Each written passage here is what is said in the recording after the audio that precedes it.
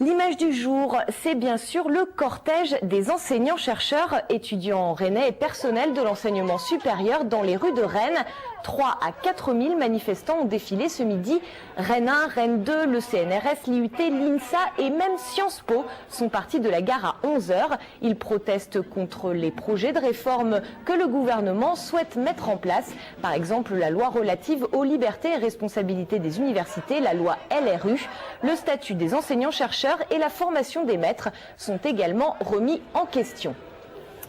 Et puis, pour mieux comprendre les raisons de ce mouvement, Marina Dété est allée à la rencontre d'un enseignant-chercheur de l'IUT de Rennes. Il nous explique son métier. Gilles est enseignant-chercheur depuis 11 ans. Il consacre la moitié de son temps à donner des cours d'informatique industrielle et l'autre à travailler en laboratoire pour effectuer ses propres recherches. Mais aujourd'hui, il s'inquiète pour l'avenir de son métier. Dans ce projet de modification de statut d'enseignant-chercheur, en fait, on se rend compte que les enseignants-chercheurs vont être évalués sur leur activité de recherche. Et si nos dirigeants considèrent que ces activités de recherche là, ne sont pas suffisantes, on aura plus d'enseignement à faire. On a peur que ce soit un peu biaisé et un peu truqué dans les décisions, quoi.